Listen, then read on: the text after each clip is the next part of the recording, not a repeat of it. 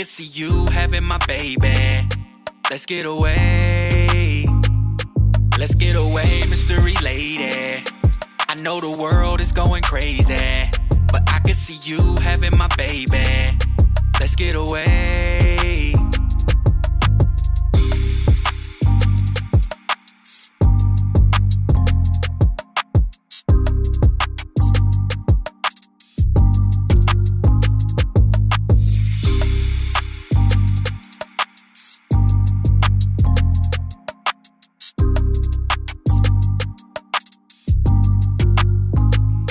Let's get away, mystery lady.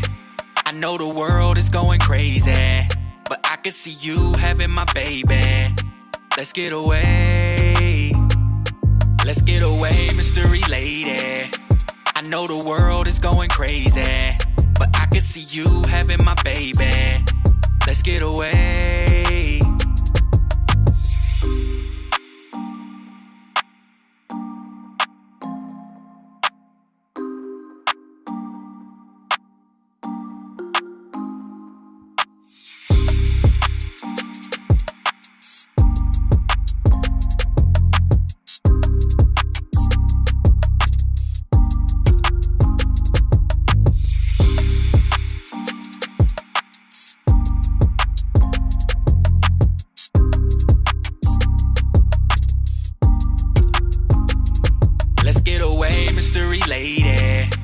I know the world is going crazy, but I could see you having my baby.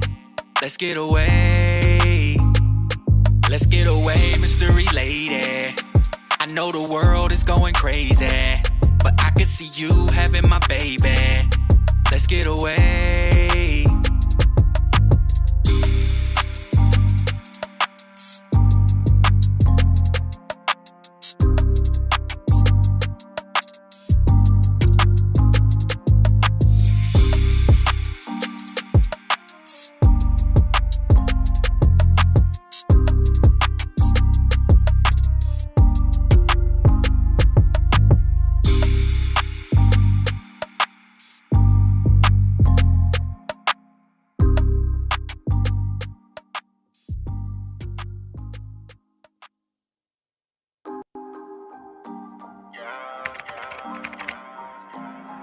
Let's get away, mystery lady. I know the world is going crazy. I could see you having my baby. Let's get away. Let's get away, mystery lady. I know the world is going crazy. Jamille, I remember in 2006 when you decided to go to Atlanta. I wasn't really excited about you going, but I saw that you were determined to go. Because when you were on your way, the car broke down and you got out of your car and got into your cousin's car and had your car towed back home and kept going to Atlanta. And then from there, I just saw how you began to bloom. And you had your ups, you had your downs. And even though I was here and you were there, I was still just a phone call away. And we talked every day. It's just been exciting to see how you've grown, how you've changed your way of thinking, how you've enlightened me in your journey, how you've shared so much knowledge, and you've taught me so much. You've taught me how to think for myself. You've taught me how to investigate for myself and seek out the truth. And that's something that I never did before. And I'm really grateful for that. It has taken a lot of courage for you to do the things you've done. You have made me proud. I'm excited for you. I love you. I admire you. You encourage me to pursue the best me that I can possibly be. In all that I do, I share with you. And I'm grateful for that, and I love you. Mystery lady, I know the world is going crazy. I could see you having my baby. Let's get away. Let's get away, mystery lady. I know the world. Hey.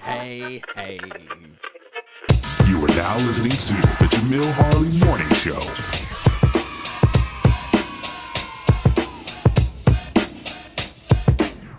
Good morning, Facebook. Good morning, Twitch. Good morning, Twitter. Good morning, YouTube. Good morning, Periscope. Good morning, Kiana Quarles.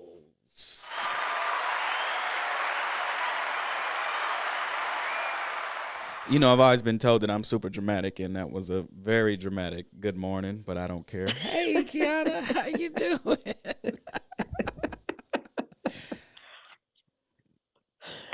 That's all right. I'll take it. Yeah. Good morning, everybody. I see people chiming in. I wish I could take this closed caption off, but look like y'all gonna have to read my words. So, well, I mean, I might have some people that can't hear. So, shouts out to y'all, and I hope y'all enjoying the show. What you laughing at? People be watching my stuff. You know what I'm saying? Man. No, it was the shout out that got me. I mean, okay, moving forward. Hey, when is Halloween? Is that today? Yes, today is Halloween. All right. How many of y'all gonna be partying for Halloween? People gonna be having them Indiana Halloween. Don't care. Huh? Indiana don't care. We open to everything. Shit, I heard that y'all about to close. Just don't. I heard y'all about to shut back down. We need to, but that's neither here nor there. They, Indiana want their money. They gonna get plenty of money. Methodists and Wisher, they gonna get plenty of money. Listen, and I feel like all of this stuff has been done on purpose, but nonetheless, people are dying from COVID. Okay, and here in Atlanta, they having Halloween pandemic parties today. It is going down today. I mean, they're not saying. How does that work? Well, they not. How does a Halloween pandemic party work? I need for you to explain that. This is how it works. A bunch of grown folks get dressed up in a pandemic and go party together in one room. AKA Halloween pandemic parties. Okay. Yeah, and I was talking to my cousin yesterday, and he was talking about how the people that are dying are pretty much like the news reported, elderly people and people with pre-existing conditions. And I'm like, all the elderly people I know are afraid to go outside. So if they're not going outside, who's killing them? Their grandkids and their nieces and nephews? Because I came home to Indianapolis, and I went to visit some family, and I love them to death, but we wasn't going to hug unless I had a mask on. Like, I went up to my aunt, she's like, My auntie gave me the Heisman. She was like, ooh. Listen, the older people, that's one thing I like. I'll say the older black people. The older black people here, baby, listen, they ain't playing no games. Mm-mm. They not coming out the house. Mm-mm. You can't come in their house. Mm-mm. They waving at you from the front door. If you want to, hey. They Jesus can barely get them to come to church. They like, I'm gonna send my tithes in. Y'all got Cash App? And they don't know how to work technology, so you can't like get on like. I want to FaceTime you. No, just drive past here. You drive past and you got to wave through the front. How you doing? All right. It was good seeing you. Man, Rising. They don't want no parts. Grand Rising, cuzzo. How you doing out there, Brethren? Good to see you. Listen, I FaceTimed my grandmother once, and I'm talking to her. She's looking. She's like, and then all of a sudden I see the side of her face. I was like, Grandma, you got to turn it around. And she turned it down and looked at me. And then she started talking again, and I saw the inside of her ear. I was like, oh, goodness.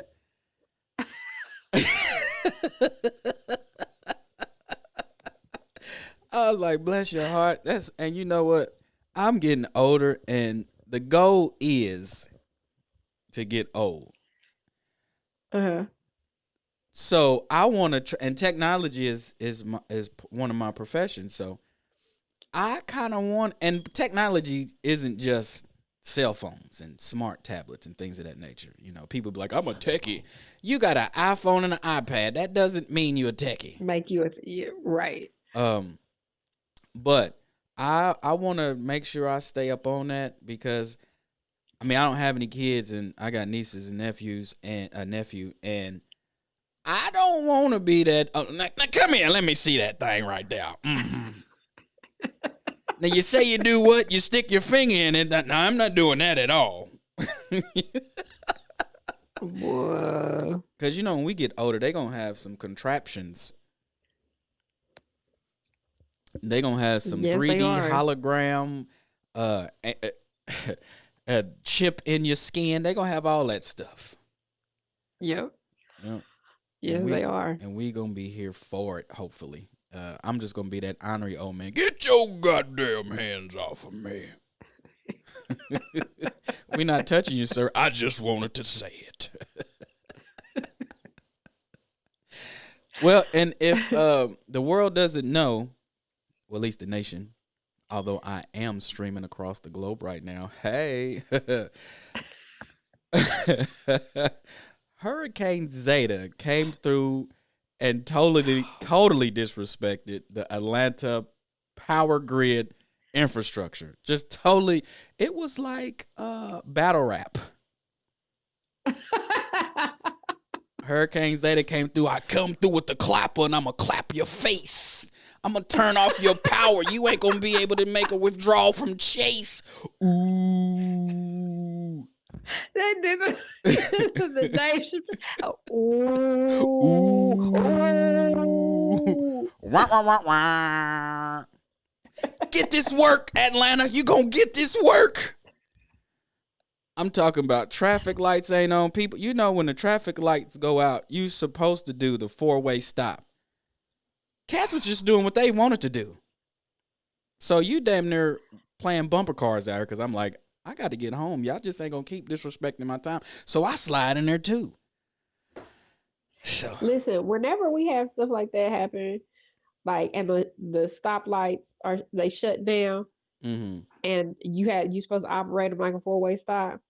My method is to always wait I wait to see what the car next to me is gonna do, and then I kind of drive out slow with them, and then we keep it moving. Yeah, I use them as a shield. Like, you gonna get hit before I get hit. As soon as that nose tip out, you be like, "Yep, we going." That's exactly what it's for. Good morning, Crystal Edwards. Good morning. She said, "Good morning, sunshines." Good morning. She see the Good sunshine. morning. She see the sunshine off your face. It's just off my face. She. Good morning, sugar. Hey, Chandra. Good morning, everybody. Everybody just now waking up because they've been partying. They've been doing the pandemic Halloween parties. Oh man. Listen, so Marley created her own little thing, and I thought that was adorable. So she was like, because I told her, I said, we're not going trick or treating. Like that, Halloween is usually that's our stuff. Like we get together as a team and we come up with our costumes, and that's our thing. But this year I was like, yeah, no, we ain't. I'm not feeling it. So Marley was like, well, we still going trick or treating. I said, no, we're not going trick or treating. She said, yes, we can. We can still go trick or treating. I can knock on the doors in the house, and Go then y'all room to give me room. candy. Yeah. So that's what we gonna do with her tonight. See, kids gonna do anything for that candy. Yes, they will. They'll do Yes, anything. they will. You're gonna have to call family members over and say, you go into the bathroom upstairs. The two of y'all go down to the basement. Why? The baby wants some candy. We just can't hand it to her. She wants to. But speaking of which, that's the beautiful thing about being a child. Your innocence. You lean towards your imagination. Whereas the older you get, your imagination just gets sniped, and that's what keeps a lot of us from being like really free, because we conform into society's norm. Yes, imagination is gone. But you tell Tootie, I'm gonna send her some beats. And I ain't talking about Beats by Dre. I'm going to give her some beats so she can juice for Halloween. Amen. Amen. Praise God. Listen, I thought about it. But she wasn't having none of that. None of that. She's like, I already eat it for dinner. I mean, can I get a taffy or something? Right. Hey, but moving right along because this show's going pretty fast already. We're gonna go ahead and get into the fun fact, not so fun fact by Kiana Quarles. That is a fun fact. Want to hear a fun fact? It's like a fun fact. Another fun fact. Here's a fun fact. Or not so fun fact. Or here's another not so fun fact. Not so much fun anymore, is it? All right, my new intro. Yay! Okay. Shout out to Naldi Beats. Y'all go follow my guy. He's a wonderful producer for putting that together. But go ahead, Kiana Quarles. Okay, so today's topic is kind of centered around like driving around your city and your neighborhoods and looking at the streets and the street signs and so on and so forth. Like, have you ever just wondered where those names come from? Like, or if they've always been there, if they've always been that name. So some time ago, I was researching the city and some of the streets and so on and so forth, and like you just come up with all kinds of stuff, and then like the history and the background of this stuff. So like I found out that 38th Street, which is a major road in Indianapolis, it takes you from the east side to the west side. Like that's how I learned how to drive. Mm-hmm. Like if I couldn't get there off of 38th Street, I wasn't going. But anyhow, so it runs from east to west. 38th Street was not always 38th Street. It used to be called Maple Road because there was maple trees all around the street. So they called it Maple Road. And then 16th Street was not always 16th Street. It was called Tinker Road.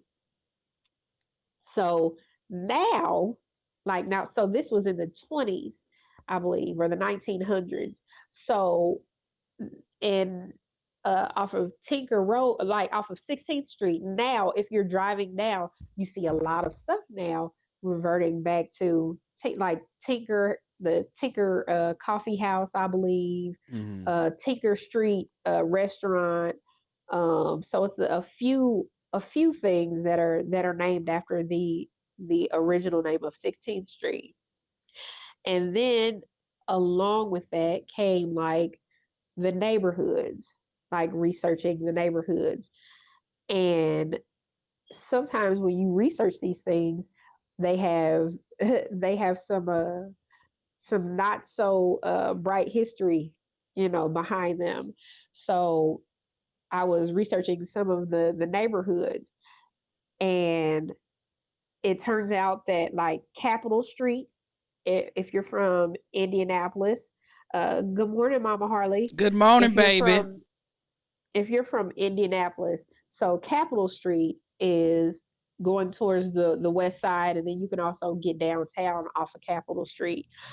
So they used to have the North Capitol Protective Association. A lot of these neighborhoods had backings from the Ku Klux Klan to promote segregation within the neighborhoods, and they started what was called the White Supremacy League and the White People's Protective League. Yeah. So and some of the neighborhoods that were involved was North Capitol Protective Association, Woodruff Place.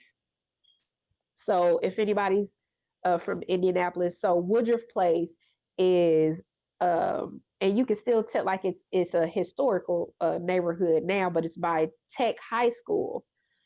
And like they have, if you drive down the street, there's like fountains and stuff in the middle of the road, and these huge homes that are over there. And then you have Mapleton Civic Organization, which was over there by Butler Tarkington.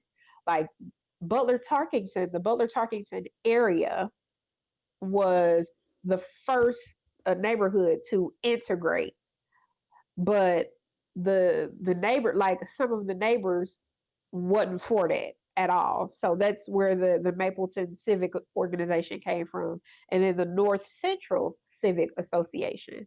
So all of these associations were backed by the White Supremacy League and the White People's Protective League. Mm. And they used to like um so these people that had this big Klan backing, like these people were teachers, they were doctors, they were, people in your that you would encounter like in your everyday life, but they were also putting things into legislation and uh housing laws and all kinds of stuff to make sure that the neighborhoods were segregated. And um and they used to have these things called spite fences that they would build, like, so they're really tall, like, they're made of those concrete bricks, and they would build them to make sure that nobody could see over into their neighborhood or get over into their yard, like individuals used to do it to make sure people couldn't come into their yard, like all kinds of stuff. And then there were several cases in where well-to-do African Americans, Black folk, tried to move into these neighborhoods. They used to call it pioneering, move into these white neighborhoods, and they would actually take there would actually be violent occurrences to where they would be like throwing rocks at the people that were trying to move into, like vandalizing the house. Some people would take the method of trying to outbid or pay the people off so they wouldn't move into the neighborhood. So it's, you know it's something to look into. Like, I'm saying, once you start digging into the history of your city and things like that, like certain things, like other questions arise, and you start to really learn more and more about your history, and if these things, these ideologies have really ever even changed in the first place, Mm-hmm. or what have you. So it's it's it's really interesting, and I would advise everybody to get to looking into that. Like, you'll really start to put two and two together. Like, damn, so that's why that neighborhood still looks like that. Like, it Mm-hmm. ain't too, that's oh, okay, so I get it now. So Yeah, that was that's the importance of history. Period. Like people don't, yeah. especially the younger generation, because we keep infiltrating, we keep sending our kids to these predominantly these white institutions, these public school systems. And so the kids don't know the importance of history because they keep getting taught this bland batch of lies. So it's like, man, ain't sense in hearing this. Yeah, we get it. Y'all run we get it. And they don't understand the importance. But it's a template that is put in place to do the same things that it has been doing. It's just named differently. Yes. Yep. And if you Yep. look into just about any institution that we circumvent ourselves to, it started with our terrorism. And then today we up here fighting each other over who's part of what. Yes, and that's what I was gonna say. And then it's like, you have people who actually get these, some of these streets and some of these neighborhoods and all this stuff tattooed on them, not knowing, who these people were, what they stood for, where they came from. It's it's really worth looking into. In addition, you don't own that None, neighborhood none of that. anyway. I was No.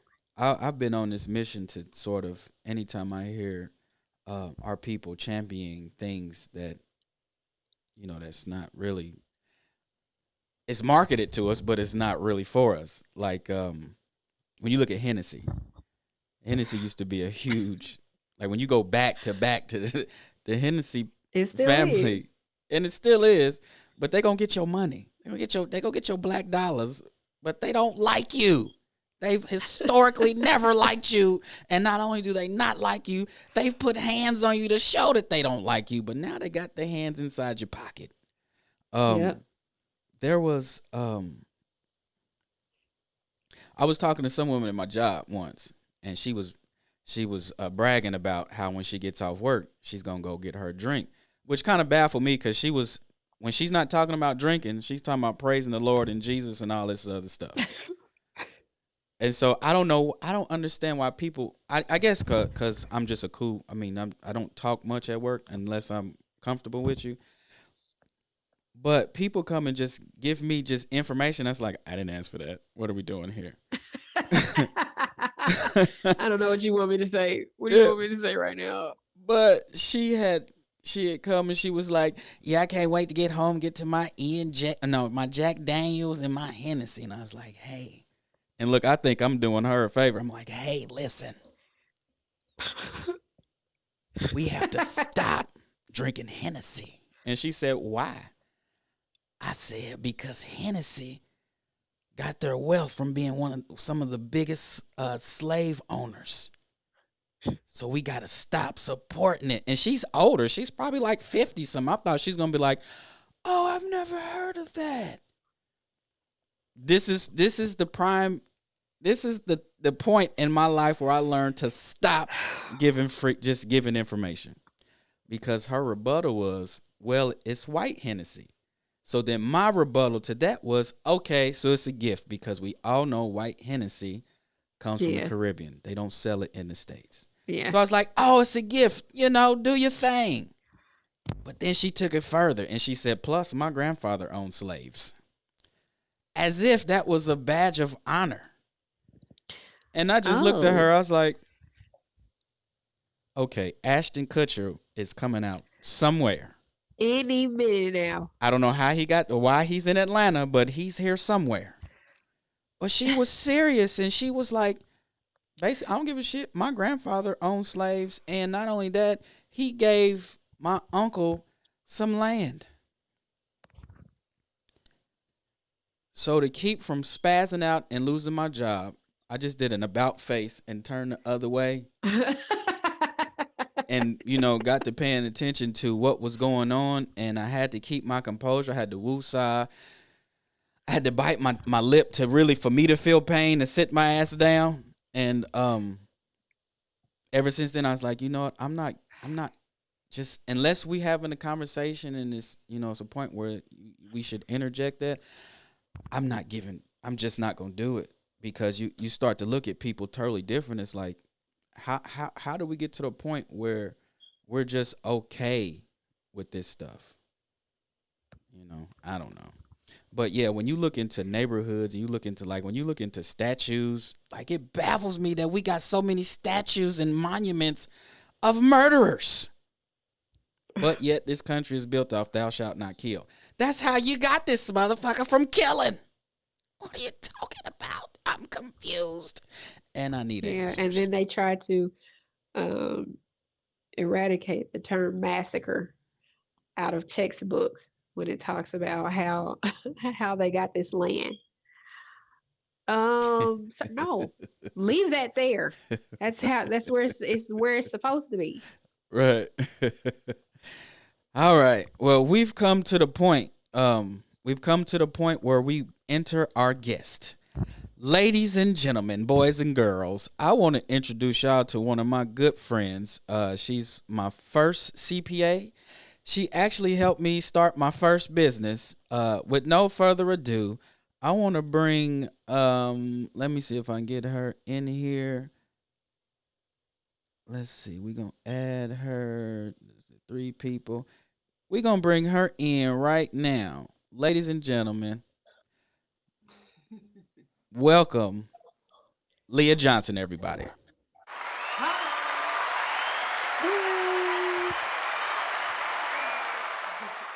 Look at you all fancy and ready to be up in the morning. How you doing, Leah? I'm good. How you doing? I'm doing good. I hear they about to shut down Chicago. Y'all been up there partying a little too hard. It's shut down. What you mean, about to? Auntie Lori's not playing with us. What you mean? When did y'all get shut down? Yesterday. Yeah, it's done. It's done. We can't do nothing. It's done. Am I allowed to drink coffee out here? You allowed to do whatever you want to do. It's early. For me, I mean, heck, I'm supposed to care. So I know that you have several businesses running on your own. I know that you've been on a Beyonce tour around the country with your different professions. I mean, your different jobs. Actually, you and my cousin David have been two people that have really inspired me because we come from the same city, we come from similar environments, and y'all two specifically are just doing the damn thing. And I want to know at what point in life did the light click on and say, hey, I need to go for the gusto, and then you started actually finding the different methods in getting there. Late actually. Well, not late, but not as early as I would love to be able to sit here and tell y'all. So let me back up. So one, I'm not a CPA, so let me get about false credentials there. My bad. But you my CPA shit. He does that. He does that from time to time. I'm like, well, wait, now I want people to say, nah, she ain't no CPA. But so no, I got into the retirement pension world in Indianapolis young. I was 20 by default. Really, it wasn't. It was a job that's paying good money. Well, at the time, good money. And just started working in the retirement industry. I'm a pension retirement consultant management. So I started doing that pretty early on, and then it wasn't by design, it was by default.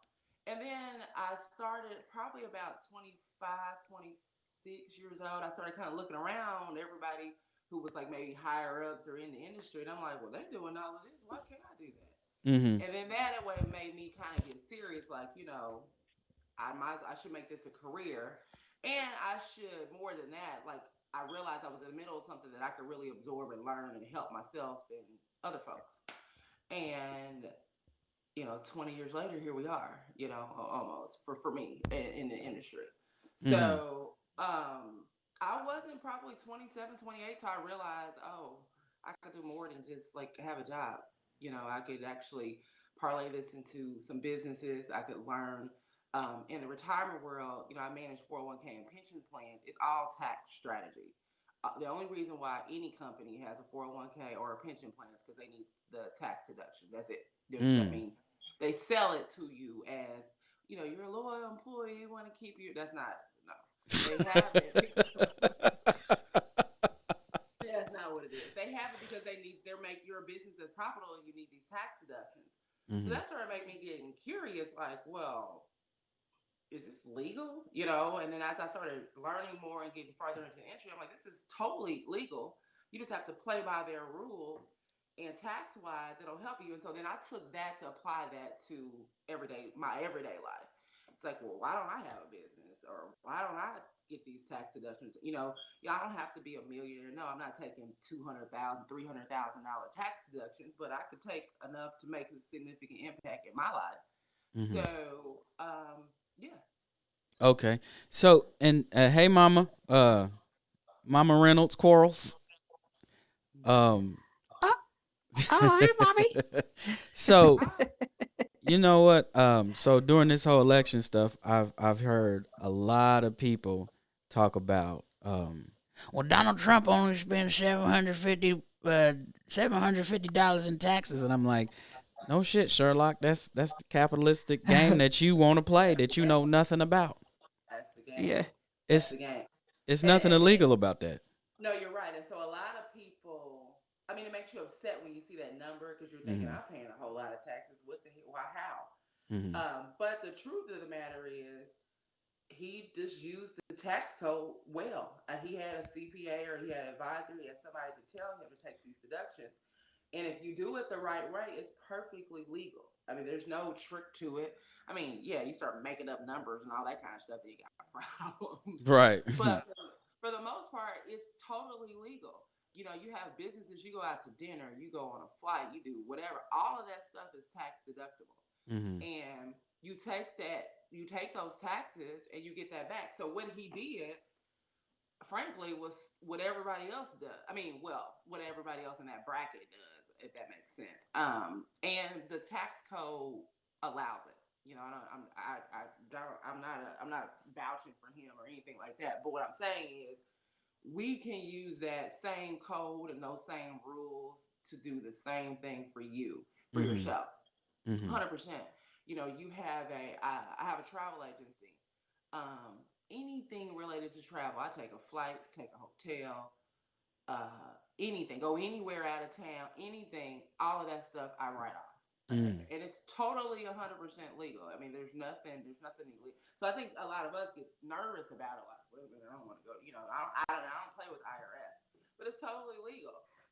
But I wouldn't be able to do that without having established my business. So I think that's the first step. Something that we talked about is that you can start a business, an LLC, $350.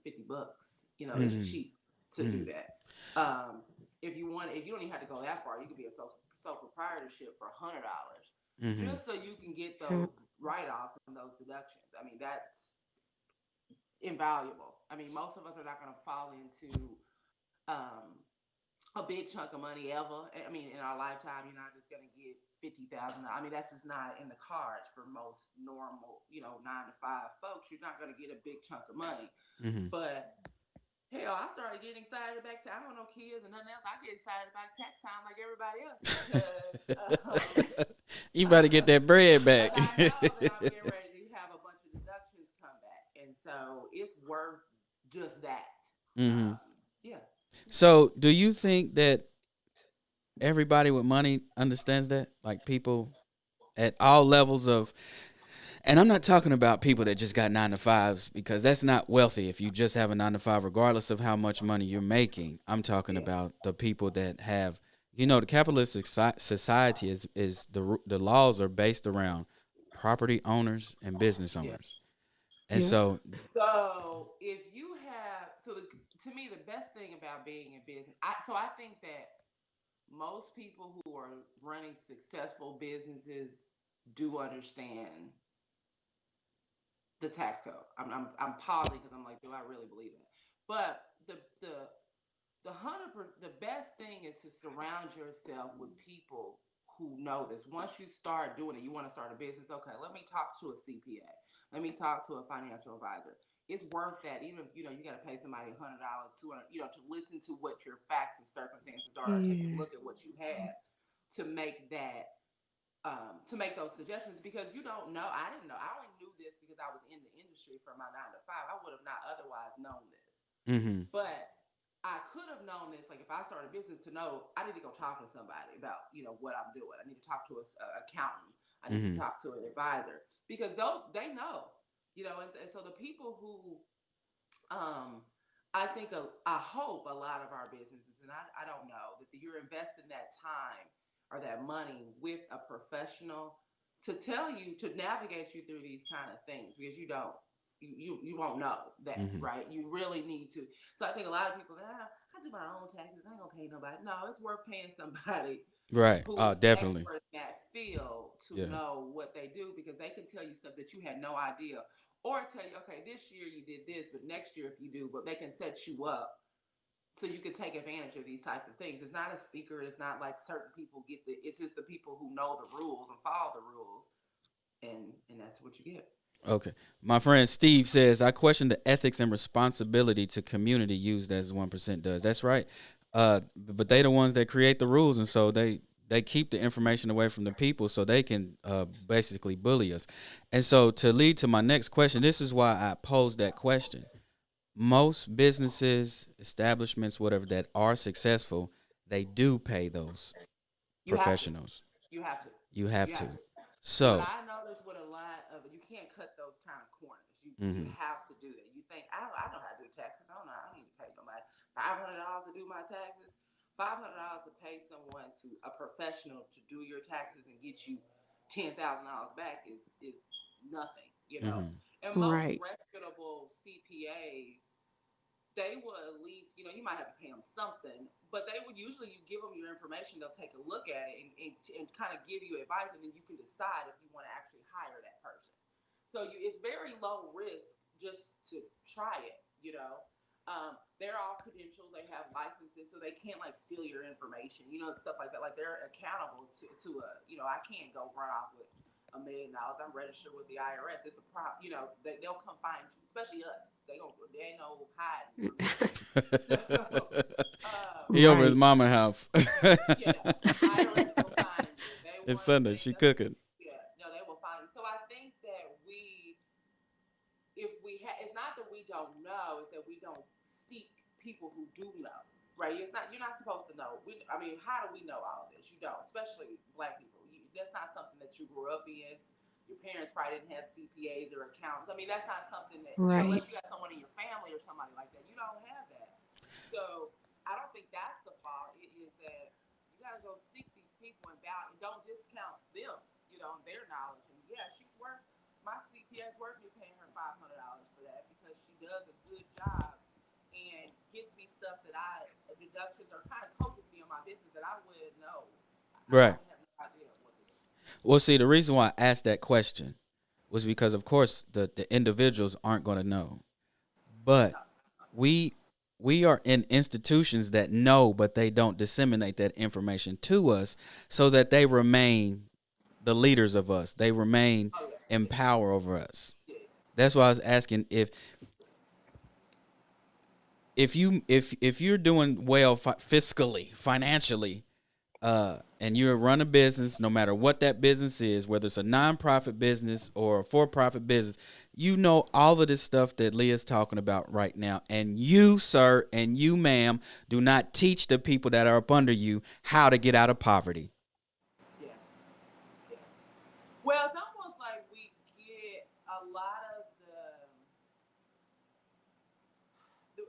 not all, but we have this mentality that like I got it, it's for me. Like somebody can take that away from you if you go tell somebody what to do, or they're gonna magically cut off everything because or that you helping someone else do it. No, it's not. It's not, and it's okay that you don't know. It's just right. Go seek that. You know what I mean? If you don't know, you have no idea. You gotta go seek that. But we, I think, don't do enough. There's not a lot. It took me years. I was 30 years old to find a Black accountant. Now, I'm not saying there's not Black accountants, but one that I was comfortable with, one that kind of talked my talk, moved how I moved. She did everything virtually.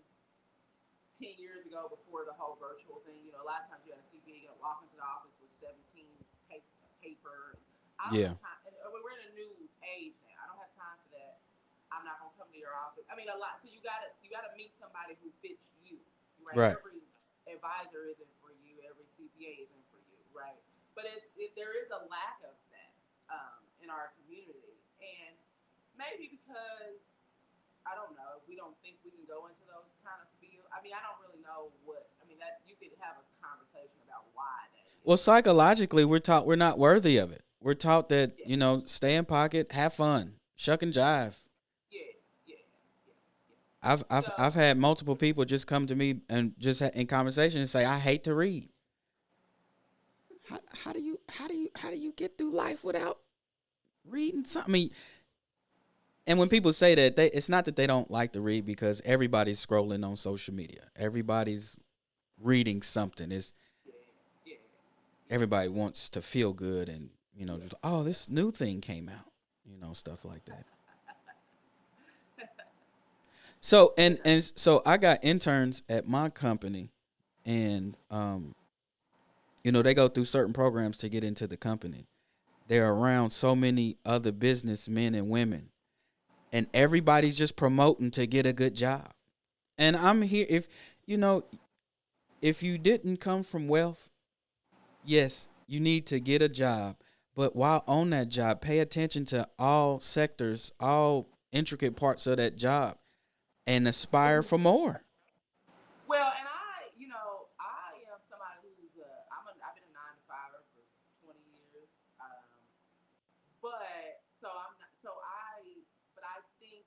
But I have my businesses and right, and that's what I'm talking about. But I think is you use your 9-to-5, especially if you don't come for money or whatever else. You got to use your 9-to-5 to fund what it is that you want to do. Yeah. What it is that you want to do in your like that's a means to an end. Yeah. Right? So I don't wake up in the morning like, woo, want to go do retirement. I don't really neither here nor there, right? But Can't wait to clock in. Woohoo! can't wait. But it's giving me one the capital to do things that I want to do. Two, it has given me knowledge to kind of in the business sector and in the small business world to see kind of how people are successful small businesses are doing. And then you can look at that like, why can't I do that? You know, Right. and it makes it more real. At Yeah. least for me, you know, because I didn't have a lot of that growing up. I didn't see a lot of business owners and people with their own businesses, you know, around me. And so seeing that, it's like, oh, I can actually. This is not so far fetched. This is actually something. These are regular people Mm-hmm. that worked hard, had a dream, did it, made a business, found something profitable, found something they love, and did. And a lot of them, if you talk to them, they had 9 to 5. Yeah. Yeah. I was so in the talking to the interns, I asked them how much money did they think it cost just to start the business, like just to get it officialized. And one intern was like $2,000. So I asked the other intern, and he said, "Yeah, about $2,000." And so he had some Beats by Dre headphones on his shoulder, and I said, how much do you think? No, I said, how much did those headphones cost? And he says $300. I said, and with that, you could have started 3 businesses with that $300. And Leah, did you mute yourself? Leah said you muted yourself. But this is information, and so I gave them the blueprint on how to go about starting it, and I told them that by the end of this internship, I would love to see the paperwork of an official LLC, even if you're not trying to go, full fledged to at least get the ball rolling and start, because it has to, if it's gonna happen, it has to be a point where we stop being consumers and start being owners, and that way you have control over you. Like, we don't, as a group, we don't have control over us. You see us fighting to uphold institutions that are built off of enslavement, our own enslavement, even to this day. So, Kiana, can you hear me? Yeah, I can hear Okay. you. Leah, can you hear me? I can't hear you, Leah. It says you're muted. It says the guest has muted themselves.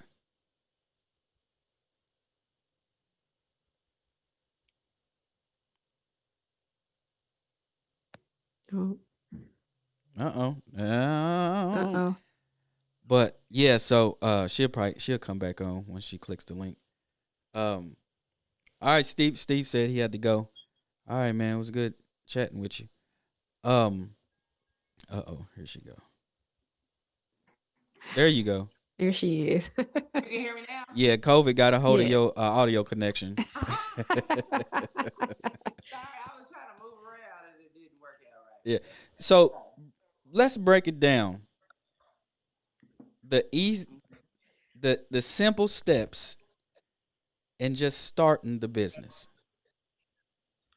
Well, it depends on what state you're in, right? Mhm. And each state has different requirements, but it's very simple.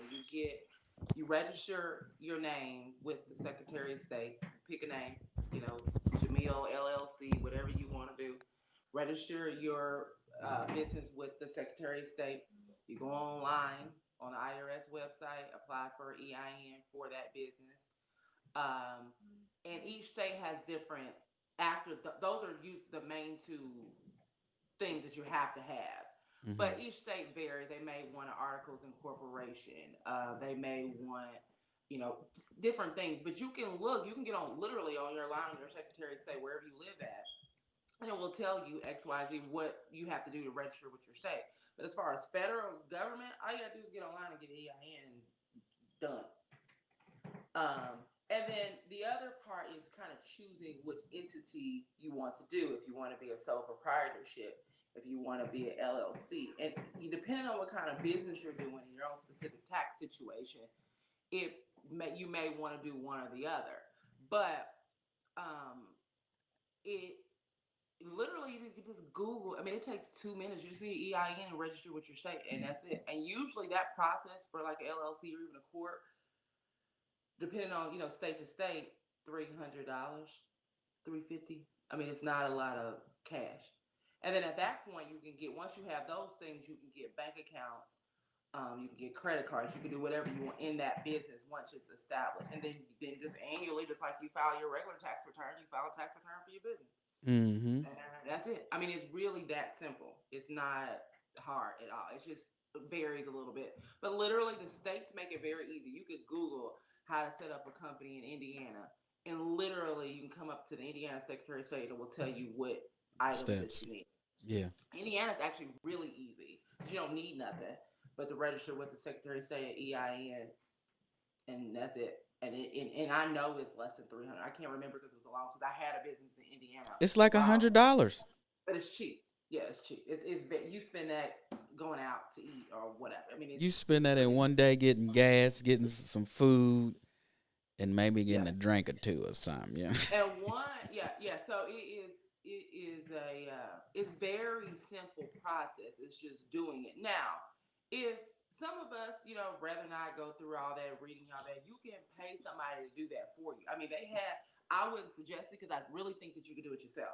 Mm-hmm. Absolutely, you can do it yourself. But let's just say, I don't have time. I don't really want to go through, figure out what the requirements are.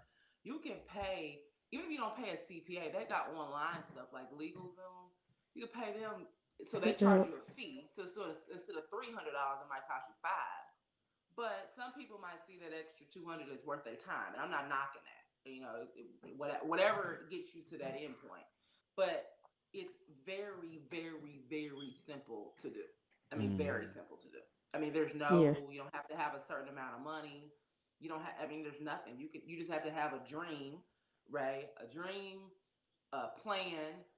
Honestly, you don't even have to have that to set it. I mean, I suggest that you should have that, but you really don't have to have that. Mm-hmm. You gotta have a name, and that's it.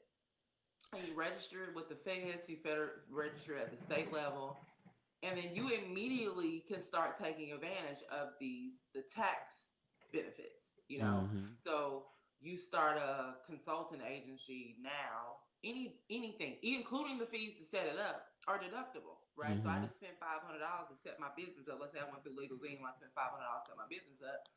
I get all that back on my taxes. So it's not, you're investing in yourself. Plus, you're just deferring money. I'm spending money on setting my. I had a clothing line with me and my business partner, my best friend. We started a clothing line, a long online website a couple years ago. And we probably both agreed to put in like $1,000 into it, to get clothes and the website and all that kind of stuff. And the first year we did it, we got all that back. Plus we took losses because we spent more money. Mm-hmm. So if you spend, it only took me $500. My business only made $1,000, but I had $2,000 worth of expenses. Okay, I got a $1,500 return. It's not dollar for dollar like that, but that's kind of the idea of how it works. Yeah. I really wish this type of stuff was taught in like kindergarten, like start real young. Yeah. I mean, with some people it started that young, but it is. Because one would argue this is something, I don't know, this is a whole nother conversation. Like something you should learn from your family or from your parents. I don't know. Like whose responsibility is it to inform you? It takes a village to raise a child. Yeah. So I don't. I mean, people have different thoughts about that and where you should, where it's from. But I think if more of us met real life people like us, that no, listen, you could just, and starting a business don't mean that you're a millionaire, right? It doesn't mean start a business. I'm done with my job. No. Wouldn't advise that. Well, Leah said her email address is. Yeah, because for me, my business is more it's less of making a business to become a millionaire, and it's more of I just want my taxes back. You make a certain amount of money, I need that money back. Mm-hmm. Right? It's my money, in my opinion. It's my money. I need that back. So for me, it's just been tax strategy. I'm not saying that you shouldn't shoot for the $1 million business, but my travel agency ain't gonna make me quit my 9 to 5. It's not. I'm not doing that much travel. I don't have that much time. I'm not doing that much travel. But what it does do is it tax wise, it's a tax strategy, tax planning. It helps me not pay so much in taxes. And two, the money that I do make basically offsets my travel, and I travel a lot. So it's a win-win situation. No, I'm not gonna replace my income. Now, if you can find something, that's my goal. You find something, you're doing something that can replace your income. That is, I think, everybody's goal. When you can have your business you love, but that may not happen right away. And I think some of us get discouraged as you start a business. Maybe it's 2-3 years in, you're not really making any money, and you feel like, I don't want to do this. It's like, well, no. You need this for the taxes. You always Right. need them. Who cares if the business is not doing well? Because it doesn't cost you much to maintain it. When you renew it, it's about $150 a year, I think, to renew your 135.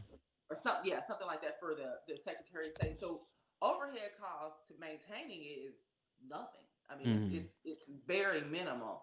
Even if you're not making a lot of money, I don't abandon. What I'm saying is, don't abandon it because you didn't turn into a millionaire. You got to look at how this business works for you. And you can have 5 different businesses. You don't have to have one thing. You can literally, this wasn't working out. I want to do this, or I want to do this. There's no limit to what you could do.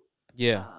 With that. Yeah. But that goes to, hold on a second. I got to give a shout out to my guy, Naldi Beats. He says, yeah, where I'm from, the major goal is to go to school and get a job. And he's right. That is the thing. And Naldi's right. And everybody, y'all go follow Naldi Beats. That's my brother producer. He produced damn near everything for this show. Shout out to you, Naldi. Hey. But he's right. I got a cousin who he has great ideas things that he wants to do, but my grandmother kind of would shoot it down.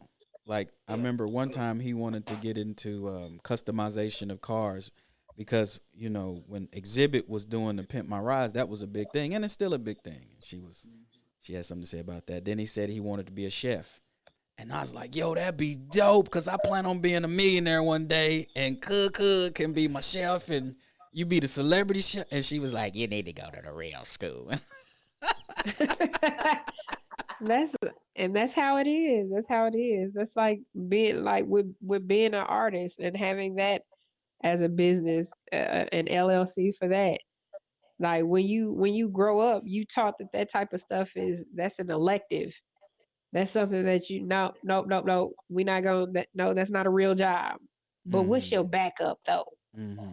But what's your like? Do you know that you can invest in art? Like, do you know that that's a thing?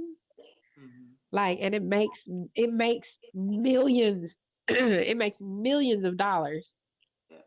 So this not to say that you know I will I'll be at that top tier, but shoot, just selling artwork for thousands. I know people here in the city right now who, I mean, they have kids in college and they pay college tuition off of artwork. Yeah. So Yeah. There's a lot of, you're right. And we kind of get boxed into, you go to school, you get a job, and that's it. And yeah, I'll say this though, probably 40, 50 years ago, our parents, maybe the generation before, that's all, frankly, that we had and access to. Matter of fact, you don't even go to school. You come out of high school, you get a job at a factory or whatever else. You work there for 40 years. You can live an average yep, middle class yep, life, send your kids to college, buy a house, buy a car, work there for 30 years, retire, get a pension, happy life. The problem is that model is not there anymore. That's not the case. You don't have these jobs where you stay at for 30 years who's going to pay you a living actual wage that you can not be rich, but yeah, where you can send your kids to school, and you're not getting a pension. You're not going to get a yep, I mean, unless you're in the government at this point, you're not going to have the pension. So that's the biggest downfall. When you're in the private sector, you're not getting a pension. You work there for 30. So I see so many people that work someplace for 30 years, did not save. I mean, that's a whole nother conversation. Didn't save money. Didn't Yeah. put their own money. They made let's say they made a living wage. They were sending their kids to school, got new cars, got houses. Now you're 60, 65 years old, want to retire, and you can't because there is no Plus, your body is pension. beat down from all the work you did Yeah. at the Yeah, factories anyway. but there Yeah. is no pension at all. For whatever reason, you didn't in those 30 years. You didn't put money away. You know what I mean. You didn't put in your for yourself. So now you're here. That income stops. What do? Right? So you're still working when you're 85, 90 Woo! years old, you know?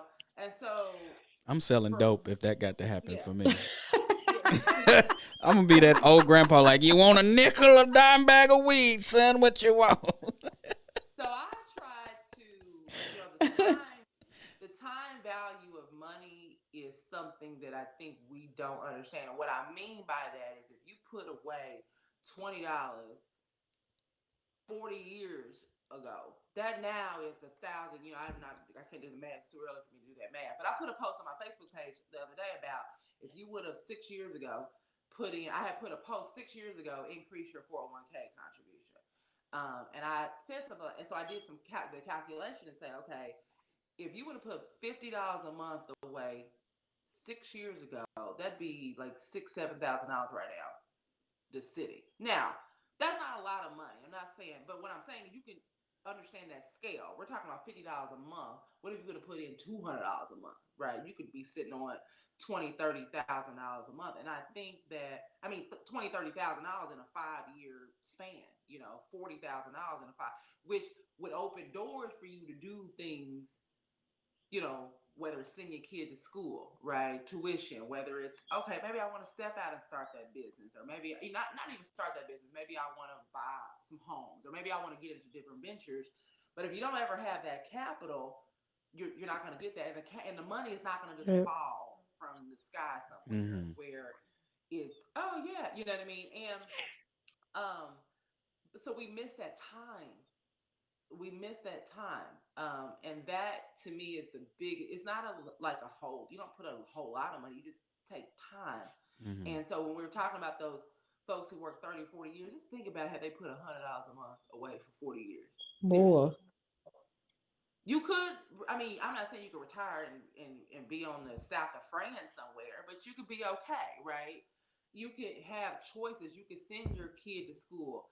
And if you're talking about, tax strategy, even if you're doing it like in a 401k or something, like you can take a loan against that. You don't even have to touch your money. You take a loan and pay yourself back. So there's Right. different strategies you could do if you amass that capital. But for most of us, the only way to get that kind of money is time, because you're not going to have Yeah. $30,000 just fall out the sky. And if working 9 to 5 and paying bills, even having a business, how hard is it to say, "Oh, I'm going to save $30,000 this year"? I mean, it's just not realistic. Unless you selling. Nah, let me stop. I'm gonna stop. Go ahead. Okay, don't be advocating, folks. Be I know, cause I'm so not advocating it, but it just sounded funny in my head. because you always get. You can also go to that big. You won't have nothing. The IRS take all of Yeah, it. yeah. You gonna go on a long vacation then. You gonna get that trip. It just ain't gonna be to Well, you'll Boy. Paris. have you'll have an all expense paid vacation. Yeah. Yep. And that's when. So we touched on imagination before you came on, Uh-huh. and when you're a child, the family says you can be whatever you want to be. You can do whatever you want to do. But as you start to get hair under your arms and on your legs and stuff, they be like, "All right, it's time to get in the game, boss. Forget them dreams and them hopes. You didn't get it by now, but I'm 10." Go to work. Right. Go to work. Yeah, go to work. And I worked when I was 14 years old. To some extent, I don't think there's anything wrong with that. It's just that you got to do that and invest in yourself at the same time, right? I'm not saying I'm bad at that because I would not have been able to do the thing. I just didn't have a set of circumstances without a 9 to 5. There's no way. Right. It just would not have been. I couldn't have done anything. Not that I've arrived, but even right now, I can't. I have to, but I can figure out how to use that because they're using you. right? So I got to figure out how to use that for me. And what can I take, whether it's knowledge, whether it's just money, whether it's time, whatever can I take in that to invest in myself and do something that is going to help me ultimately? Because when they get tired of you, they be tired of you. Or whether it's educating yourself, you know, you get in the field, you got to be the expert at the field. You know, I've been in the retirement industry for 20 years. I realized probably about year 6 or 7, every license, every whatever that there's there, I'm getting. It wasn't necessarily, now it did equate to money, but it was also, I need this knowledge for myself. Like, if I'm in this, why be a dummy in this, right? I need to figure out what this is so I can, because this is real life. You know, most you're working in real life. And so I think that you just have to invest in yourself. I'm not saying don't. If you know, you got kids, you got bills to pay, yes, go get a job, right? Like you gotta work, but you can do two things. We can chew gum and walk at the same time. You can do both, right? You can work the job, take care of your responsibilities, and you learn so much more doing that. You do, yeah. you do. And there's just people skills that you get from navigating around those kind of environments. So when I see stuff on TV, you see stuff that's happening, discrimination. It's not. I mean, I'm not saying it's okay, but it's not new to me because I'm in this. I see what this is. I know this game, right? But so you learn the game, and either some people they take a cup of tea, right? And it's like, oh, no. Or you learn how to play the game. So it's just it's different, and that's okay. Yeah. I know somebody who feel like, nah, I'm gonna figure this game out. I'm a people person. I'm gonna work this game, but I'm also going to. I have to. Because there was a point to full transparency, probably in my 20s, I'm working a job I'm at the club every Friday. Just setting that money on fire. I'm 22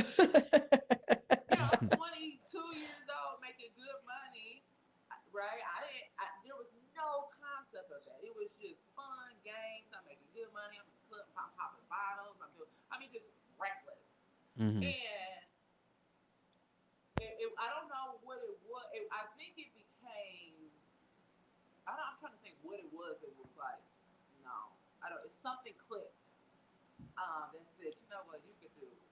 Now, I'm a turn up queen. I turn up now, but if something clicked that said, no, I can't. So no. Here's what it was. It was you're making good money. You're successful. You're this. You're that, but your credit's horrible. You can't get a car, or you got to pay $37,000 down on a $3,000 car. It's something ridiculous. Or you got to pay 7 months, rent, deposit to get an apartment. Stuff like that started making me think. Right. Like this is I'm working a 9 to 5, making good money, and my stuff's a mess. And that's how you stay in more financial debt because you got to have a car, you got to have a house. So you paying because your stuff is all messed up. You paying double 4 times more than the person whose credit is good, and those kind of things are the stuff that keep you in debt and never lets you experience or even think about. You're just drowning. You're just treading water. You know what I mean? You pay. That's significant. You paying 30% interest on a car versus somebody who's paying 15. That's you'll never get out of that kind of hole. Never. Most of us do not until you decide that I gotta do something different. And when you do something different, then it's like you just have to stop. And so somebody told me a long time ago. This girl, she had her stuff together. She told me a long time ago. Every person has a point in their life where they have to sit down. And sit down. I gotta regroup. I gotta take a break. I gotta really just focus on me and what I'm doing to get my plan together. And I gotta stop. I gotta look at focus and figure out what I want to do. And that was true. I didn't really fully appreciate that time. She told me that when I was like 21. I'm like, girl, I'll sit down when I'm dead. But it's true. You gotta sit down and just evaluate where you are. And if you don't like that, then you gotta come up with a plan to change it. Right. And so, anybody that's watching this, if you got any questions for Leah, make sure you put them in the chat, and we're gonna get that to you while we have a professional online. This would be a good time to get any questions answered to that would benefit your movement currently. So what is the future plans for you as far as because the way your brain moves, I don't give you another 10 years working at a 9 to 5. Well, I hope you're right. So, what I would like to do, what I am doing now is getting my feet wet in the real estate industry. Um, I'm in Chicago. There's a lot of multi-family homes. It's a big thing. I'm renting one right now. I live in one. My one of my best friends owns this building, and they really inspired me too because I can see it up close. So, it inspired me to say, I don't know, because the whole goal was buy a house. You know what I mean? And that's kind of what you're ingrained. You got to buy a home, and I started thinking I never really wanted a home because I've been all over the place. Right? I don't want to buy a house because I want to be stuck there. So, long story short, I want to get into the multi-family homes. And if I've done some math, if I can amass enough of those, I can get rid of the 9 to 5, and I will get rid of the 9 to 5. But I think that because you can get one of these multi-family homes. You got four tenants. Each floor is a tenant. You pay your mortgage off of one or two of those tenants. Yeah. The rest of that is profit. Yeah. You can clear $4,000 or $5,000 off of one house. So by the time you do that a month, times 3 or 4, that absolutely replaces the 9 to 5. Right. So that is where I see myself going, God willing, in the next, honestly, probably 5 years. It's my hope to do that. So, but I will say, I thought I was never in a place to be thinking even about that because that's a whole nother game, getting into that. And so I'm very new to that. But there's a lot of requirements. Your credit got to be right. You got to have a certain amount of money. You got to do things like that. But it's a process to get to that point. I wish I had kind of thought about this a little bit earlier. You know what I mean? But that's where I would like to go because that's what I see. And owning property, I think, is what we need to have as a community. So it would serve twofold for me. One, hopefully, it replaces my income. Two, I think we need to. I would love to be on a block with, the block that I live in is a lot of families, a lot of black, like I told you, my best friend and her husband own this building. There's a lot of that going on in Chicago, and I want to be a part of that. And I think that's something important because that stops gentrification. It stops a lot of stuff that happen. We own it; they can't push you out of it. They push us out of it because we don't own nothing. So, that's where I would like to be. So that's where we're going. Good. Chandra says evaluation is key. Then put the action behind it. You're right. Yeah. You're right. You got to look at where you are. And like I said, if you don't like it, that's fine. Then let's come up with a plan. Time to change it. Yeah, to fix it. Or maybe you like it. Okay, what have I been doing right? I think that every goal is only a dream if there's not a plan behind it. Right? You can make a dream an actual goal if there's a plan.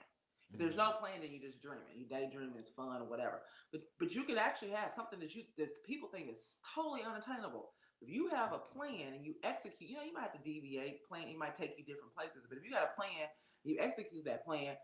It's not some secret squirrel formula. You can get to that, right? You just have to have a plan. And if you don't know where to start, okay, I want to go into real estate, then I know that I got to start navigating or talking and getting knowledge from people who do that. Hey, I want to be a CPA, then I need to try to find a CPA that, I think you align yourself with those things. Yeah, that's imperative. Like you, I want to get into the real estate market. I'm currently in the process of starting a nonprofit rather. Man, it's as soon as this stuff started opening up for me, I'm just like, man, I sit back and I don't really talk to a lot of people about what I want to do because then they'll be like, well, you can't do that. And then that kind of sows that seed of doubt. But I talk to people that not only inspire or encourage, but they've actually done something similar too, so they can be Yeah, like, well, yeah, here's what I did to yeah, get to where I'm at. yeah, yeah. And you So, take it, you absorb that. Yeah, yeah, yeah. yeah. Well, Kiana, you got any questions? Feel like I talked. No, no. I like what she was touching on is something I agree that needs to be taught early on in school, like school age children. Like that's so important and so vital because like it's all a part. I feel like of financial literacy, Mm-hmm. like which is something that we are lacking. Yeah, yeah. Financial Us, literacy should be as essential as water and air, It is. yeah, especially at this It point. is. It is because you just don't know, and depending on when you figure that out, right? It may be, I wish I would have figured. I mean, I've managed to figure it out before I had too much collateral damage, but it could have been, I could have been 50. You wake up and then I got $117,000 worth of oh my debt. gosh, what? And that's harder to get out of than at 25 figuring that out. You see what I'm saying? Like that was a blessing that it clicked. And honestly, it's just because I was in the environment Mm-hmm. of finance and I started soaking it in. Like, well, wait a minute, you Mm-hmm. can do this, you can do that. Because I definitely did not make the right choice. I had no idea. I had no, none. None. Like you got $500 in your bank account. It's like I got five. Like, no, you don't have $500. You got bills. You see $500, not have $500. You do not have that. But You that's had you it gotta as soon as they learn. dropped it, but then the bills Yeah, came and scooped that that's up. stuff you gotta learn, right? You don't really like. I don't just because I don't have that. Like I really don't have that. Um, but we don't know that. So I like doing these kind of things. I really do like talk. If I could be of help, I think if I could at all influence somebody, some young girls, some young guy, that what, Yes, that's why I try to share. Like, listen, my stuff was a mess in my 20s. I try to share that because I don't want to act like, oh, I got all these. No, no, no. I didn't know. I had no idea. And I think that's important because I think a lot of times you look at successful people or things like that, and it's so far fetched, it's so out of touch that you can't relate to that, right? Or it was like when I was 20, I put up $1,000 a day, and it's like, okay, listen, that's not for most of us. That is not. So I try to make it literal, like when I was talking about $50 a month. That's something that most everybody could actually do. Yeah. You know what I mean? But I think we as Black leaders, not that I don't know if I necessarily consider myself a leader, but as Black leader, I think if we were the more transparent that we can be, the better. I think to tell your failures and your successes and your struggles, yes, and that makes it real for folks. I think. I really do. And I think that's, acting like you just got all your stuff together it's not that helpful for Mm-hmm. people. I really think being transparent, talking about your struggles, how you navigated through different is invaluable. So So would you I don't know if you do it right now, but would you start a service or maybe just answer questions if people wanted to reach out to you on social media or I do that right now for free. I don't mind it. I would do that right now. I mean, if I yeah. can figure out how to make some money, no, I'm just kidding. But I would do that right now. I mean, it doesn't take. I would do that right now, 100%. Too. And some people do, especially in my circle, have reached out to me, and I don't ever try to portray like I'm the girl that got it all together. I'm the girl who I'm you. That's what I try. I am you. I'm Mm-hmm. no different than you are. And a lot of folks. I'm from Indianapolis. I'm from where you at. I live in Chicago and I've been all over the place. But I am that. I'm the regular old girl who've been through those same struggles, and I'm seeing the light. You know what I mean? So no, I would do that right now. So 100%. how can the people get in contact with you? My email is Leah Ashley J. My name My full name, Leah, Leah, Ashley, ASHLEYJ @gmail. And shoot me a question. My social media is kind of locked up like Fort Knox, so that's probably not the best. But my email is the best, and I will respond to any type of email that any type of question. It doesn't matter at all. So I would be happy to do so. And if you're going somewhere, a shameless plug, I am a travel agent, and I will book you. Hey. Are you still a part of the Beehive sorority fraternity thing? Oh, I am. Beyonce's my sister. So Blue Ivy is my niece. So that she can do no wrong in my eyes. So yes, I am. Well, Leah, I appreciate you coming on the show. You are always a friend of the show, and we're going to bring you back on probably near. I want to say maybe close to New Year to see how much damage people did for Black November, because they not doing Black Friday. They doing the whole month now. Well, it's been a pleasure. I like what you're doing. Keep doing what you're doing. I appreciate y'all for having me. And anytime, I will definitely come back. All right, thank you, sweetie. You be safe and run away from that corona. Auntie Lori making that hard. Bye. Ladies and gentlemen. Yeah. That was a very informative show. And I really appreciate Leah from coming on. You guys, you can see it in the playback, how to get in contact with her. Again, she was very instrumental in some of the moves that I've been able to make early on in my career. One thing that I learned about LLC, starting your business, was I don't know, people on here should probably know who I am because you're on my pages. But if you don't know who I am, I was a stand-up comedian from 2004 to 2016. In that period of time, one of the elder comedians in Indianapolis named China Doll, she pulled us comedians to the side and she said, comedy is 90% business and 10% talent. I didn't really get that in the early stages until I started looking and like, man, the comedians that are the funniest are poor. Like they 40 and 50 years old, just barely holding on. And it's still like that to this day. Even the ones that you see on television. But the ones that are maybe not as funny because they didn't put as much work into being funny, they put more work into being businessmen and women. Like they actually own who they are. They own their names. They own their brands. They have all these things that's coming to them. And it's not because they're funny. It's because they're businessmen and women. And I started to realize that. And so, talking to other comics that say you need to start an LLC. So everything you do under your comedic umbrella, you can get some of that back at the end of the year. You can get a lot of that back at the end of the year. Your road trips, your hotels, your gas, your food, your cell phone, your clothes. I mean, a lot of things. And that, although as a starving artist, you go through life doing all this stuff and it's a struggle, but at the end of the year, when you get that stimulus package, that's yours, you be like, all right, drinks on me. Just one round though. Drinks on me.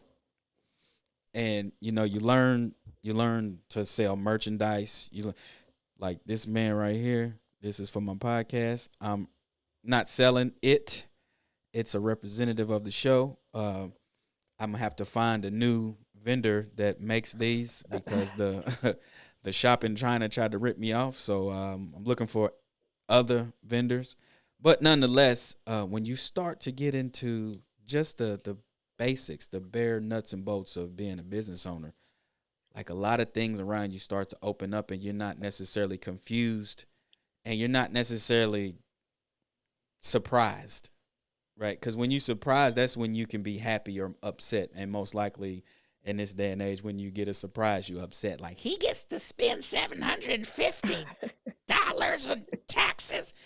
I mean, Warren Buffett said when Obama was in office that he pays less in taxes than a secretary making $30,000 or something like that. But yeah, this was a great show, and I want to do more of that. As a matter of fact, some people that's on the show right now, you might have was looking forward to the show me and Kiana was supposed to have with the podcast this past Thursday with Charm City. But thanks to Hurricane Zeta, she wasn't having us with no electricity, so we're going to postpone. We postponed it, and we're working to reschedule that because then we're going to actually talk about what Leah was talking about the multifamily properties and stuff. We're going to actually get into that, and they're going to give us the game. So that's my spiel, and that's what I'm sticking. That's my story, and that's what I'm sticking to. Any closing words, Miss Quarles?